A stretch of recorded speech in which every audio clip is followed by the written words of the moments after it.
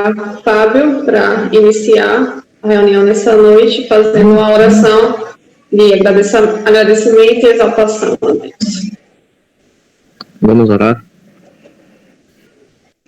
Maravilhoso Deus, nós queremos te agradecer primeiramente por nossas vidas, pela saúde que o Senhor nos deste, pela oportunidade de poder acordar e levantar das nossas camas.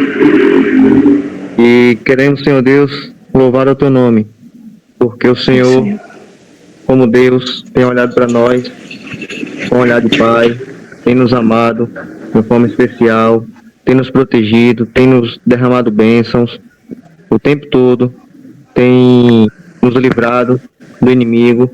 Nós queremos te agradecer, Senhor Deus, porque nós sabemos que estamos amparados pelo Senhor.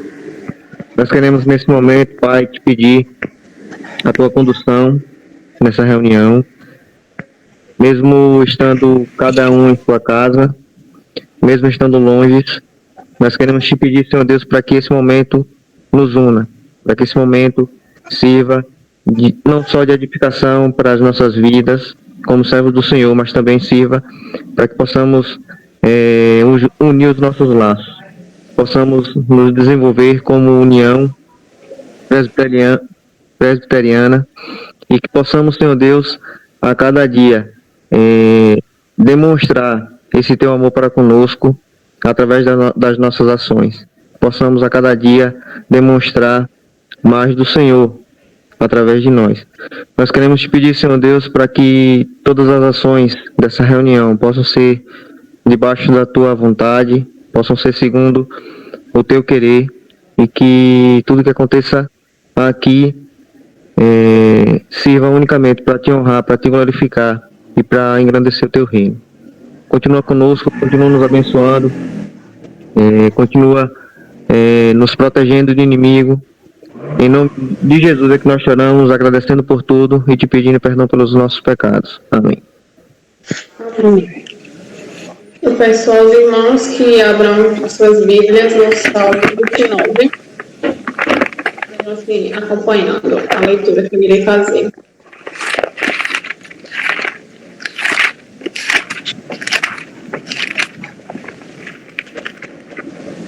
Salmos quanto? 29.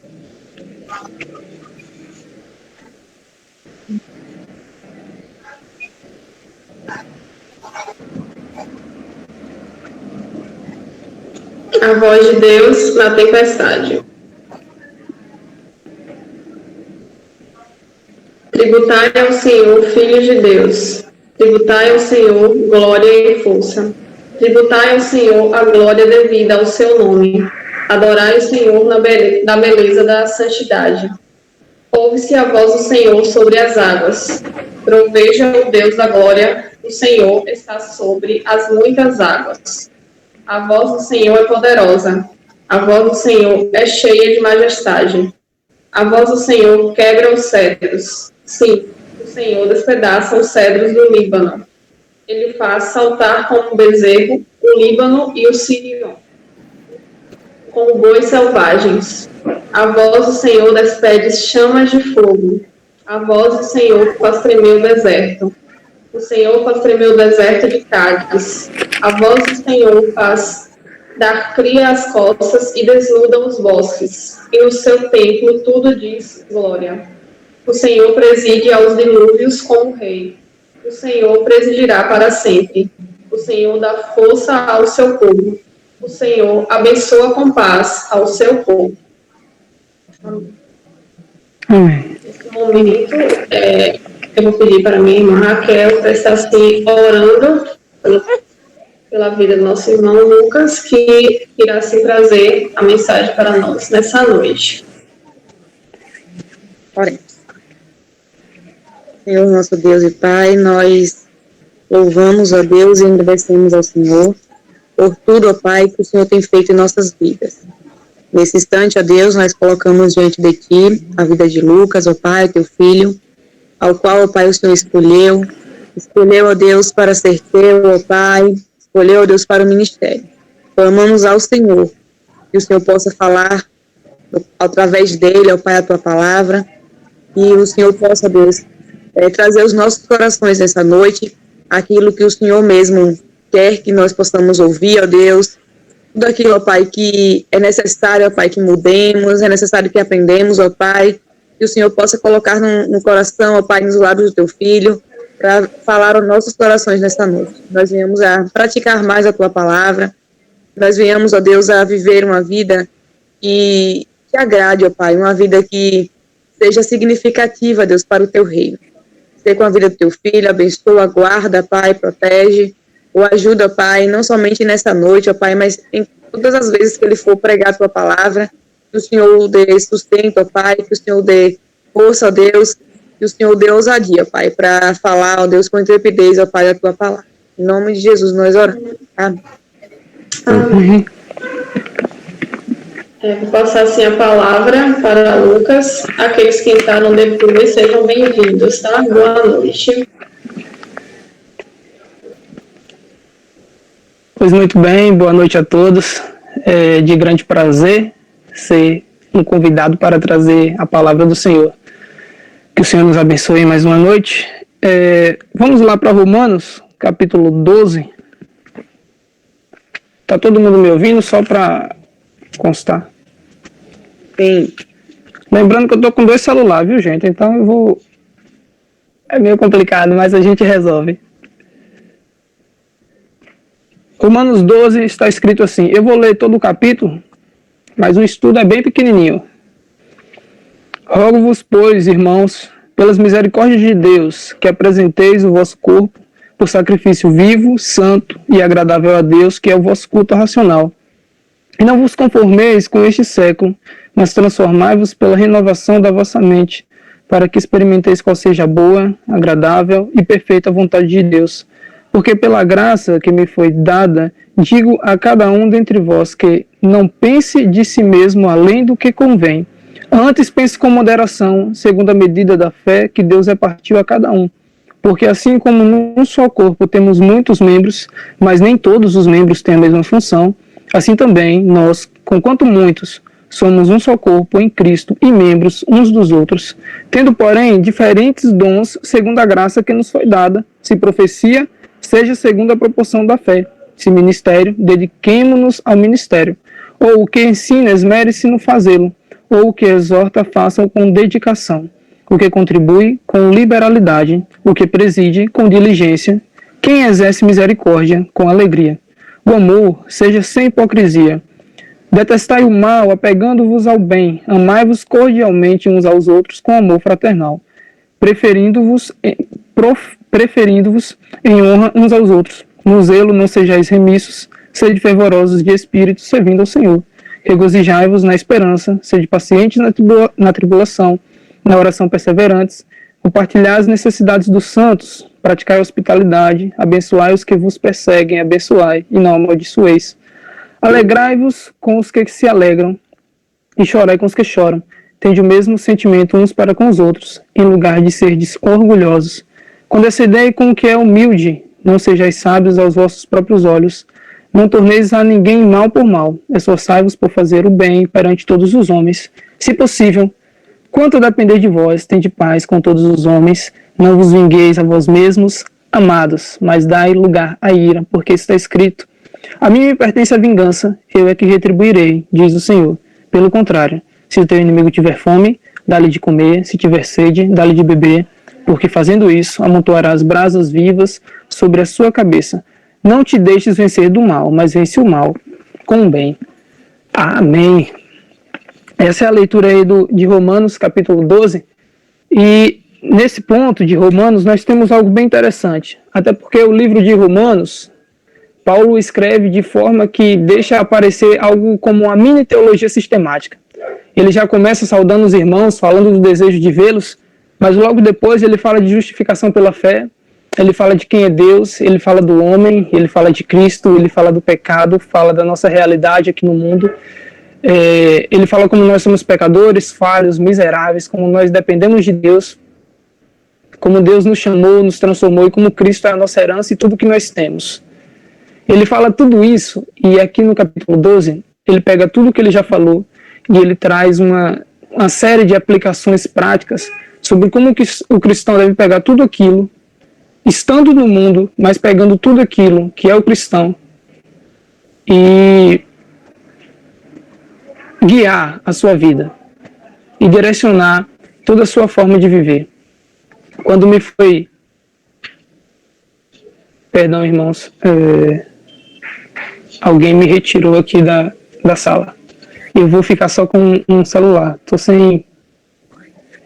Eu tô sem câmera, mas vou tentar aqui alguma coisa rapidinho.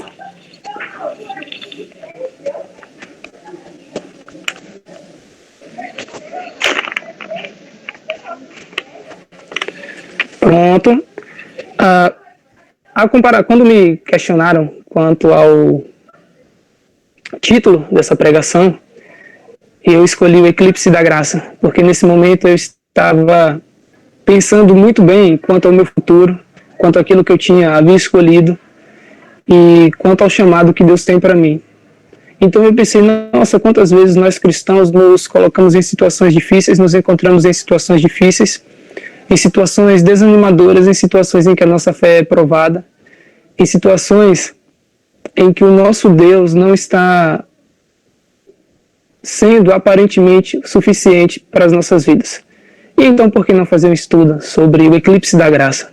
E aqui a gente precisa entender um pouco o que é um eclipse. Eclipse é um eclipse solar, melhor dizendo, é quando a Lua se coloca entre o Sol e a Terra e nós deixamos de ver o Sol. É importante dizer que as coisas que estão na frente. Muitas vezes nós nos encontramos em algo parecido. E é isso que eu estou chamando aqui de eclipse da graça. É quando a graça de Deus, o sol que nos ilumina, o sol da justiça, é obscurecido por uma fonte, pelos nossos pecados, pelo nosso egoísmo, pela nossa ira, pelo nosso ódio, pelo nosso muito querer. É a partir disso, desse entendimento, que nós vamos trabalhar aquilo que Romanos capítulo 12 vem dizer. E logo no versículo 1 está escrito: rogo-vos, pois, irmãos, pelas misericórdias de Deus, que apresenteis o vosso corpo por sacrifício vivo, santo e agradável a Deus, que é o vosso culto racional. Aqui em Romanos capítulo 12, versículo 1, nós temos aquilo que deve ser o início e, de certa forma, toda a vida do cristão. A vida do cristão deve ser uma entrega, um sacrifício vivo, não é um sacrifício morto, mas um sacrifício vivo, santo e agradável a Deus. Podemos notar aqui que o apóstolo, inspirado por Deus, ele não diz o seguinte, que precisa ser tão somente um sacrifício vivo, um sacrifício qualquer, um sacrifício apresentado de qualquer forma, entregue ao Senhor de qualquer forma. Não, precisa ser um sacrifício vivo, ele precisa ser santo, precisa ser separado, precisa ser só do Senhor. E ele precisa ser agradável, mas não agradável aos nossos próprios olhos, mas agradável aos olhos de Deus. Como eu disse, aquilo que inspirou esse estudo foi a minha dúvida quanto àquilo que é Deus na minha vida. E por muitas vezes nós nos encontramos em situações bem semelhantes, bem parecidas com essa. Em situações em que a gente fica se perguntando, nossa, eu pareço um louco, louvando ao Senhor, glorificando ao meu Deus, tirando meu tempo, sacrificando meu tempo, quando muitas pessoas lá no mundo estão vivendo uma vida devassa, terrível, e ainda assim vivem uma vida que poderíamos chamar de maravilhosa aqui na Terra. E é nesse momento em que eu me lembro de uma frase de um pregador, eu não vou me recordar agora qual, quando ele diz que o cristão ele só vai passar por um inferno e será a terra, enquanto que o ímpio também só passará por um céu, um paraíso e também será a terra. É nesses momentos difíceis onde nós precisamos orar ao Senhor, onde nós precisamos trabalhar para Deus, onde nós precisamos estudar para Deus e o mundo nos chama a sermos dele, a participarmos das coisas deles, que nós nos encontramos em um eclipse da graça. Quando a graça se obscurece, quando aquilo que o nosso Deus é para nós fica obscurecido. Não entendo errado, como eu disse, é um eclipse. O sol não deixa de existir, o nosso sol da justiça não deixa de existir, a graça que resplandece do Senhor não deixa de existir, ela está lá. A nossa visão, a nossa forma de enxergar é que está obscurecida. Logo no versículo 2 está escrito: não vos conformeis com este século, mas transformai-vos pela renovação da vossa mente, para que experimenteis qual seja a boa, agradável e perfeita vontade de Deus. A palavra, Paulo, inspirado por Deus, olhando tudo aquilo que ele escreveu e trazendo tudo isso aqui para Romanos 12, uma aplicação prática, ele diz, olha, vocês sabem quem vocês são, do que vocês precisam, vocês agora sabem quem é o Deus de vocês, vocês sabem agora quem sou eu, por que falo e qual é a minha autoridade. Então eu preciso dizer algo para vocês. O mundo é terrível, sim, ele é mau, jaz no maligno, sim, isso tudo é verdade. E vocês precisam não se acomodar com o que o mundo é, vocês precisam ser diferentes, vocês precisam ser melhores, para que vocês não enfrentem aquilo que eu hoje estou chamando de o eclipse da graça. Quando a graça é obscurecida pelos prazeres do mundo, por aquilo que o mundo é. E aqui a palavra nos chama a uma transformação. E é sobre essa transformação, sobre esse viver com Cristo, sobre esse viver para Deus, sobre esse fugir de um eclipse da graça, que eu quero trabalhar hoje com os irmãos. E eu vou dividi-lo em 4 tópicos. Eu entendo que essa transformação, então, ela precisa ser uma reconstrução contínua. Essa reconstrução, ela precisa ser feita de forma humilde. Ela precisa ter uma aplicação verdadeira. E ela precisa ser sem discriminação, ela precisa ser ampla, ela precisa ser completa em todas as suas esferas. E por que ela precisa ser, então, uma reconstrução contínua? Por que não é só uma simples transformação onde Deus estala os dedos e pronto, tudo ocorre? Por que a santificação precisa ser um processo e não é algo tipo assim, Deus escolheu, pronto, a pessoa ascende aos céus e está tudo feito, e a glória para sempre, louvado seja o nome do Senhor? Por que não é assim? Primeiro pela vontade de Deus.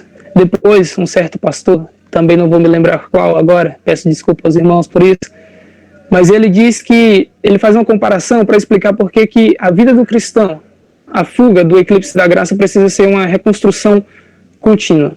Ele faz uma comparação entre a paixão e o amor. A paixão, ela é como uma faísca, ela é como fogos de artifício, numa virada de ano, no Natal. Ela tem aquele esplendor, aquela alegria, dura entre 8 e 30 minutos, e tem aquelas luzes, aqueles fogos, aquela animação, e as pessoas vestem roupas, buscam alguma coisa, fazem uns feitiços, querendo alguma coisa, e naquele momento todo mundo é amigo, todo mundo é irmão, todo mundo está feliz, e nada mais de triste e ruim existe no mundo, porque naquele momento nós precisamos celebrar mais um ano que se passou, e pedir perdão pelas coisas erradas que fizemos e criar novas promessas para o ano que vem. Isso é a paixão, a faísca que dura uns instantes e queima, e aquela animação, aquele gás, aquela coisa toda. Mas ela dura poucos instantes, e então nós finalmente lembramos daquela música que é comum nesse período natalino, que diz o seguinte: então é Natal, e o que você fez, o ano termina e começa outra vez. E então nós olhamos para o passado e nós nos acabamos nos achando sem ter feito muita coisa daquilo que nós mesmos planejamos para fazer. E o ano seguinte pode ser a mesma coisa, porque a paixão é isso. A paixão é como uma faísca que logo vem, aparece e some. Certo pastor, ele compara essa questão da faísca como uma pessoa que foi no culto e saiu de lá, achando que seria um vencedor porque ele ouviu uma palavra abençoadora, onde dizia que ele era mais do que vencedor, que ele sairia vencedor, que ele seria vencedor porque Cristo venceu por ele, e essa vitória Cristo ganhou para ele. Então ele vai para casa naquela noite e ele diz: eu sou mais do que vencedor. Ele vai dormir dizendo: eu sou mais do que vencedor. Quando ele acorda no dia seguinte, ele já está dizendo: eu tenho que ser um vencedor. Quando chega ao meio-dia daquele mesmo dia, ele diz: será que eu sou um vencedor? Quando chega à noite, ele já está dizendo: eu? Um vencedor? Então, isso é a faísca, ela dura alguns instantes, é forte, pode aquecer, pode ser aquela emoção, mas ela não serve para aquilo que é o chamado do Senhor, aquilo que Ele nos chama para ser. Do outro lado da comparação, nós temos o amor que é como uma fogueira, que ilumina, que queima, que aquece, que traz aquele sentimento de calor, de proteção, e que precisa ser alimentada o tempo todo. Note, no entanto, que a fogueira, ela não dispersa a noite, ela não faz a noite desaparecer, ela só cria luz em meio a toda aquela escuridão.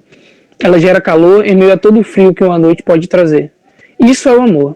O amor, ele não extingue toda a iniquidade do mundo, toda a maldade do mundo, todo o ódio do mundo, mas ele garante que a pessoa que ama viverá feliz, viverá quente, viverá aquecida, enquanto essa fogueira existir, enquanto esse amor existir, de forma que precisa ser alimentado.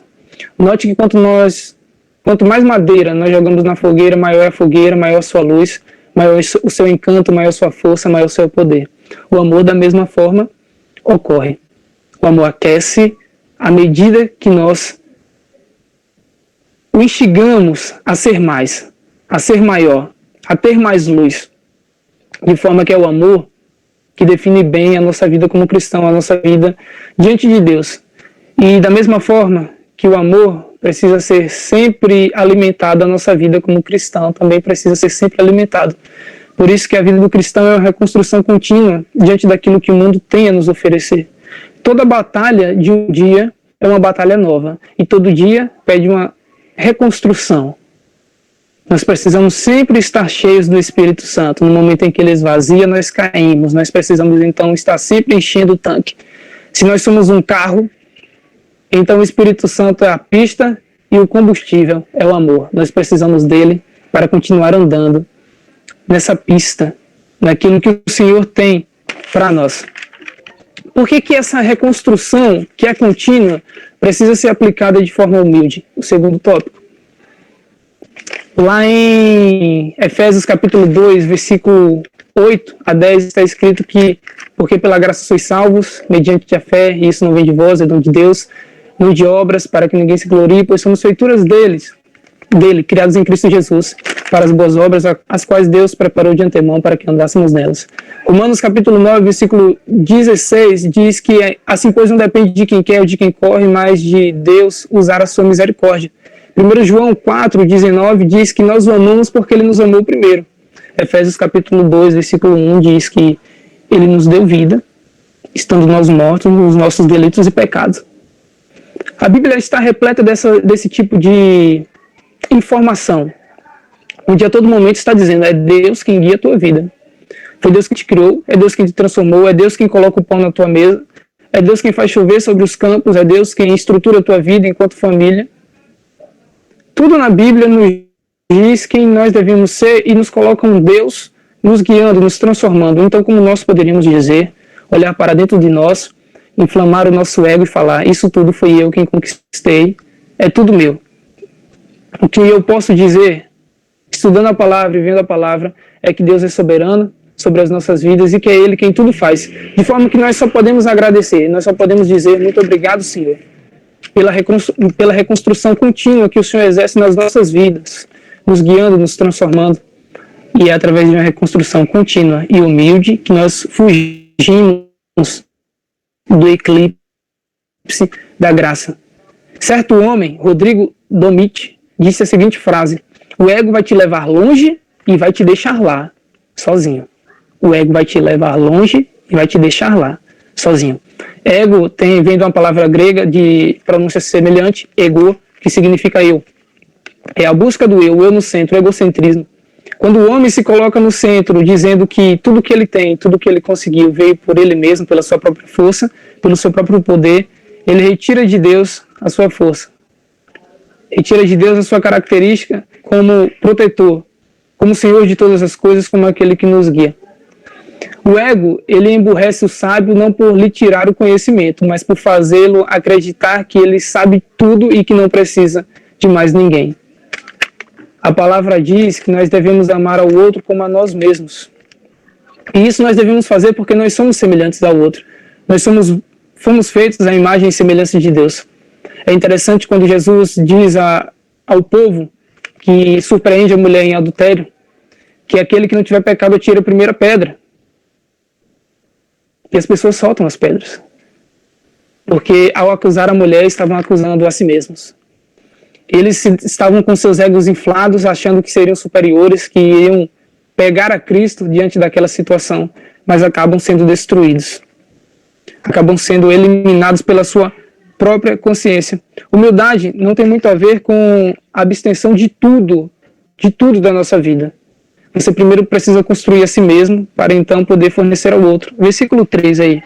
Porque pela graça que me foi dada, digo a cada um dentre vós, que não pense de si mesmo, além do que convém, Antes, pense com moderação, segundo a medida da fé que Deus repartiu a cada um. Note que a palavra diz que nós devemos pensar, trazer para a nossa vida, querer para nós aquilo que nos convém, aquilo que é necessário, aquilo que é útil, aquilo que é agradável, aquilo que é bom. Nada além disso. Nós não precisamos nos abster de tudo para ser alguém na vida do outro. Nós precisamos ter o suficiente para nós para ajudar o outro. Nós precisamos amar o outro. A nossa reconstrução, ela precisa ser humilde, ela precisa levar em consideração o outro. Eclesiastes, capítulo 4, versículo 9 ao 10, está escrito: melhor serem dois do que um, porque tem melhor paga o seu salário. Porque caindo, haverá quem o levante. Ai, porém, do que estiver só, porque caindo não haverá quem o levante. Nós precisamos amar o próximo como a nós mesmos, porque uma corrente ela é tão forte quanto o seu elo mais fraco. Quando uma corrente é tensionada, é no elo mais fraco que ela quebra. Uma igreja ela é tão forte quanto o membro mais fraco dela, diante de Deus. Um grupo de jovens ele é tão forte quanto o seu membro mais fraco. Nós precisamos fortalecer ao outro, precisamos entender que a reconstrução é contínua e é humilde, porque nós somos muitas vezes dependentes dos outros. A reconstrução ela precisa ser contínua, ela precisa ser humilde, mas ela também precisa ter uma aplicação verdadeira.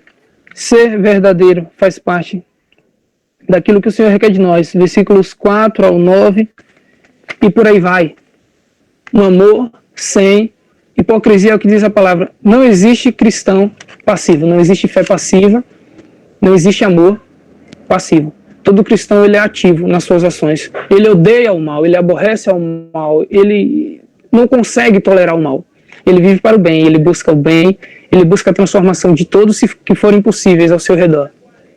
É uma transformação verdadeira, é uma transformação não só de palavras, mas em ações. Aqueles que fogem do eclipse da graça, aqueles que fogem da obscuridade, do pecado, da agonia, da ira, são aqueles que vivem um cristianismo verdadeiro, que vivem um amor verdadeiro. Não há como amar alguém que você quer distante de você. Eu mesmo, que moro distante da minha noiva, ela numa cidade ou na outra, às vezes a semana está complicada, está apertada, nem temos tempo de conversar direito. Quando chega no final da semana, ela sempre manda uma mensagem me perguntando: esqueceu de mim? Há sempre uma cobrança, há sempre um querer estar perto. O amor verdadeiro, ele quer fazer acontecer. Quem busca uma vida de santidade, uma vida transformadora, uma vida que foge do eclipse da graça, que não vive de pecado, que não vive de ilusões, é uma vida que busca o amor ativamente. Amai-vos cordialmente, diz a palavra do Senhor, sem falsidade,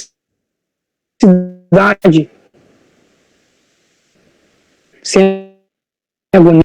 Nós não podemos levar a empurrar com a barriga o ódio que nós sentimos do outro, nós não podemos ser falsos no nosso falar, no nosso cumprimentar. Nós somos servos do Senhor e precisamos agir como tal. Se existe um problema entre irmãos, deve ser resolvido da forma mais correta e coerente possível. Nós precisamos ter o outro com grande zelo. Não sejais remissos, nós não podemos deixar cairmos na preguiça. Nós precisamos orar, nós precisamos viver aquilo que nós pregamos, nós precisamos, principalmente nesses momentos de pandemia, eu aqui sentado na minha cama, você talvez aí sentado no seu sofá, na sua cadeira, nós não podemos nos acomodar com isso. Precisamos, assim que tudo for possível, pregar, levar a palavra do Senhor, viver uma vida como cristão e dentro das nossas próprias casas, transformar e sermos transformados dia após dia diante do Senhor, Deus nosso. E por último tópico, já quase finalizando aqui, a nossa reconstrução ela precisa ser contínua, ela precisa ser humilde, ela precisa ser verdadeira e ela precisa ser sem discriminação. E está aqui a parte mais complicada da vida do cristão. Porque a palavra diz o seguinte: alegrai-vos com o que se alegram e chorai com o que choram. Tende o mesmo sentimento uns para com os outros. Em lugar de seres orgulhosos, condescendei com o que é humilde. Não sejais sábios aos próprios olhos. Não torneis a ninguém mal por mal. Esforçai-vos por fazer o bem perante todos os homens. Perante todos os homens. Pense o quanto isso é difícil. Eu me lembro de certa história que certo pastor, que eu prefiro não falar o nome, me contou certa vez. ele me disse o seguinte, que estava indo com a esposa para a igreja e um presbítero lhe ofereceu carona. No caminho, eles discordaram de algum assunto relacionado à igreja, ao conselho, e o presbítero expulsou o pastor e a sua esposa do carro, de forma que eles foram andando. Era um dia um pouco chuvoso, então eles chegaram molhados na igreja. Pastor muito conhecido de alguns, por isso eu não vou revelar o nome. Imagine então como esse pastor e a sua esposa poderiam perdoar esse presbítero. Mas eles precisavam perdoar, porque a palavra nos manda perdoar, nos manda fazer o bem, até aqueles que nos fazem o mal. Como poderia um homem perdoar a sua esposa, ou a esposa perdoar o seu marido diante de uma traição? É um caso difícil, um caso onde a dureza do coração muitas vezes prevalece, mas o próprio Jesus nos ensina que esse é um pecado passível de perdão. Como nós poderíamos perdoar aquele preguiçoso que nada fez e nada faz, mas consegue os bônus, a coisa boa, o fruto do nosso trabalho? Como poderíamos perdoar o ladrão que tira de nós aquilo que nós conquistamos com o suor dos nossos rostos? Como nós poderíamos perdoar essas pessoas? Perdoar o inimigo, perdoar aquele que nos ofende, talvez seja a parte mais difícil da vida do cristão. É fácil falar de um Deus maravilhoso, é fácil muitas vezes viver uma vida que foge do pecado, só que é extremamente difícil perdoar aquele que nos ofende. Extremamente difícil perdoar. Primeiro, é difícil, porque muitas vezes nós temos um ódio pela pessoa por causa daquilo que ela conquistou, daquilo que ela tem, fazendo o mal, e nós não temos, mesmo fazendo o bem. Nós não queremos perdoar o outro, nós não queremos mostrar a luz ao outro, mostrar o sol da justiça, acabar com o eclipse e tirar o pecado que obscurece a nossa mente por causa daquilo que o outro conquistou com base no seu pecado, com base nas suas escolhas. Nós deixamos de ajudar o outro com base nas escolhas do outro. Muitas vezes nós deixamos de perdoar por causa das escolhas que o outro faz e que nós não aceitamos. É extremamente difícil perdoar, por exemplo, compreender e viver com o homossexualismo. Como é que um cristão que ama o Senhor poderia amar? Como isso aconteceria? Amar um irmão, amar uma pessoa, melhor dizendo, que tem escolhas, que tem tendências homossexuais. É comum, na verdade, as pessoas falarem que Deus ama o pecador e abomina e odeia o pecado. Um homem mais sábio disse certa vez que Deus odeia tanto o pecador quanto o pecado. E Deus ama aquele que ele mesmo escolheu. Porque aqueles que Deus escolheu, Deus os chama para a santificação. O pecado não pode ser algo que vive na vida daquele homem, daquela pessoa. Precisa ser um acidente. Deus ama aqueles que estão diante dele em santidade, em um processo de santificação. Deus não ama aqueles que vivem em pecado, aqueles que vivem na arrogância, no ódio, no ego. De forma que nós também não devemos amar as escolhas erradas que as pessoas fazem. Não é porque a pessoa é homossexual que nós precisamos amar o homossexual, nós precisamos amar a pessoa. Porque ela também foi feita à imagem e semelhança de Deus. Nós precisamos amar ao outro, aquilo que o outro pode ser. Não é por causa daquilo que o outro é hoje que nós devemos deixá-lo de amar. Nós precisamos amar por causa daquilo que o outro pode ser, por causa daquilo que Deus pode fazer na vida do outro. E aí vem a terceira coisa mais difícil dentre aqueles que nós precisamos perdoar, que são aqueles que cometem atitudes contra nós. Porque, num primeiro caso, são as escolhas do outro, o pecado do outro que nos impede de perdoá-lo. No segundo caso, são as escolhas do outro que nos impede de perdoá-lo. Mas no terceiro caso, quando o outro nos ofende pessoalmente, é a questão da ofensa, que nos impede, às vezes, de perdoar a pessoa e de deixar Deus transformar a vida da pessoa. Como então nós podemos fugir desse eclipse, desse momento em que a angústia ou o sofrimento que o outro nos causa precisa ser vencida por tudo aquilo que Deus tem nas nossas vidas? Como é que nós vamos lidar com isso? É aí onde entra a real mensagem do amor de Deus, a real mensagem da graça, a real mensagem da transformação. Lembre-se da parábola que o Senhor Jesus conta, quando ele diz que certo homem rico vendo um de seus devedores, lhe perdoa a dívida. Mas quando esse mesmo devedor foi perdoado e livre, e encontra alguém que lhe devia também, este não perdoa e o lança na cadeia. Vendo isso, a conhecimento do homem rico, ele tira o homem que foi preso da cadeia e manda prender o seu devedor, até que ele pague tudo. Vamos pensar um pouco e imaginar que todo cristão que foi salvo, que é eleito por Deus, ele foi perdoado de todos os seus pecados diante de uma afronta que aparentemente não poderia ser perdoada, porque nós pecamos muitas vezes contra o Senhor. E nós muitas vezes temos dificuldade de perdoar o irmão. Como é que um pastor poderia perdoar aquele presbítero que o fez descer do seu carro na chuva por causa de uma discussão, por causa de uma ofensa? Como é que um marido poderia perdoar sua esposa depois de uma traição? Como é que nós poderíamos perdoar um bandido depois dele tirar tudo aquilo que nós temos, ou um homicida depois de matar uma filha, ou um filho, uma mãe ou um pai? É aí onde repousa a graça. E é aí onde muitas pessoas obscurecem as suas vidas. A nossa vida diante de Deus não é uma vida simples, não é uma vida fácil, é uma vida difícil. A graça não é algo que foi conquistado com facilidade. O Senhor Jesus sofreu por nós. O preço foi pago e Deus nos perdoou. Da mesma forma, nós precisamos perdoar ao outro, não por causa daquilo que o outro é, ou por causa das ofensas deles, mas por causa daquilo que Deus fez por nós mesmos. Maiores pecados Deus perdoou em nós. E pecados menores nós precisamos perdoar na vida do outro. Então nós aprendemos aqui, com esse breve estudo, algumas coisas. E eu não vou me alongar muito por causa do tempo.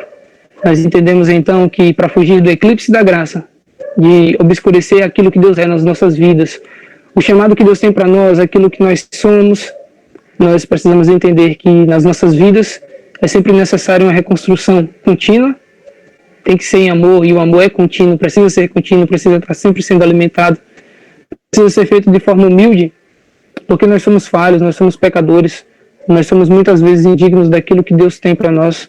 Precisa ser verdadeiro, não pode ser feito com preguiça, não pode ser feito de qualquer forma, não pode ser feito de qualquer jeito, nem quando a gente quer. Precisa ser feito da forma como Deus quer, no tempo de Deus, e seguindo aquilo que Ele quer.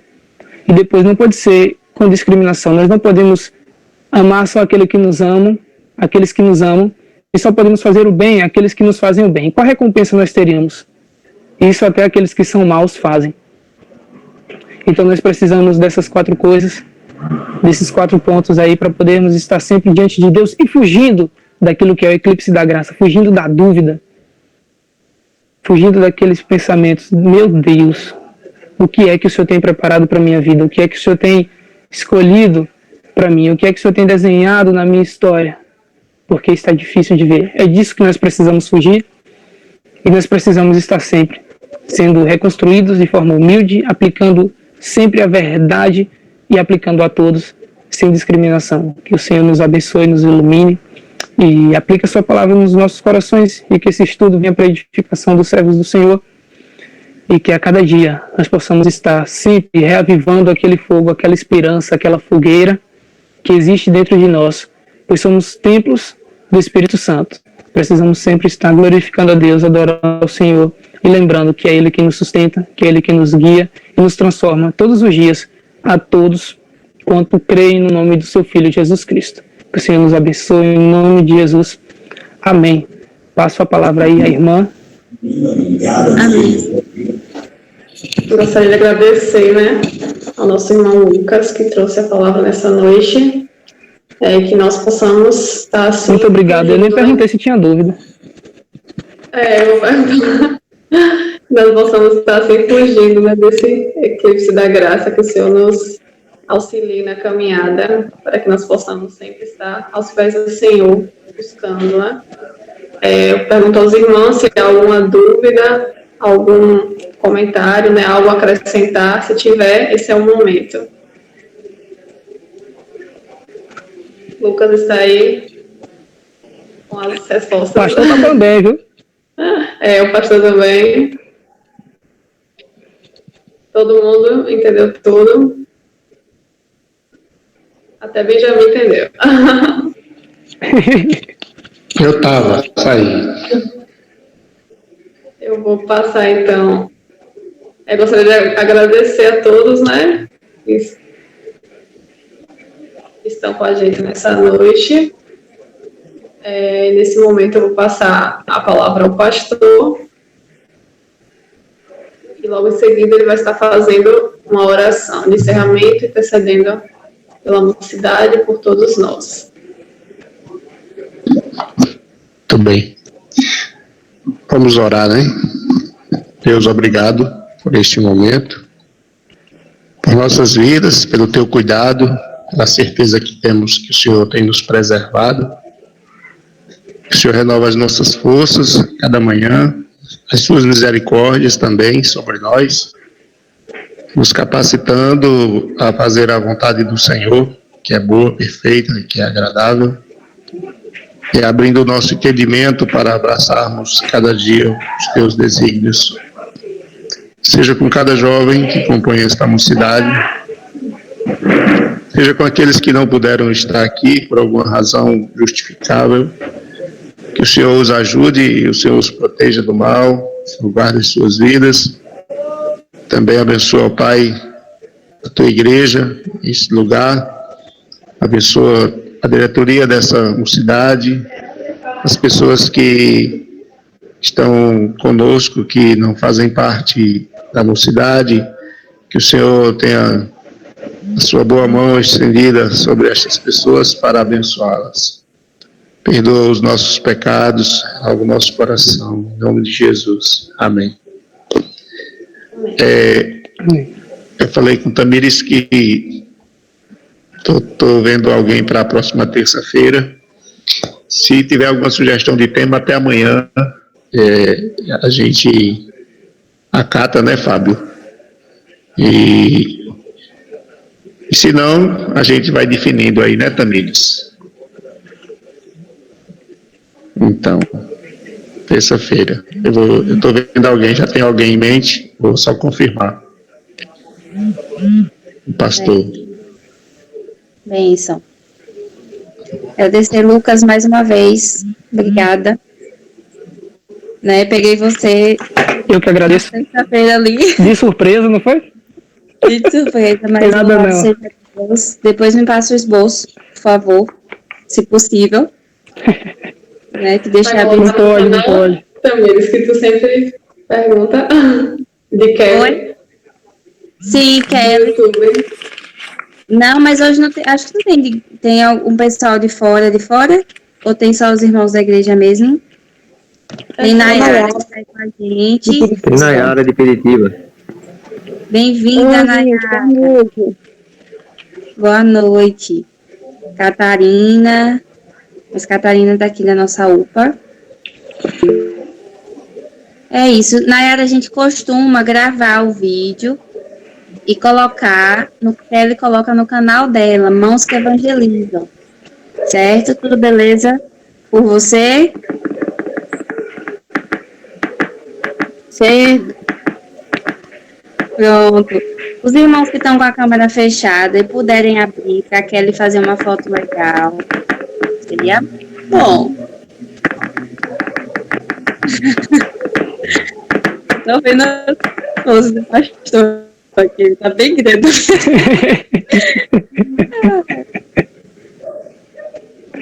Ai, ai. Algo mais, senhor presidente?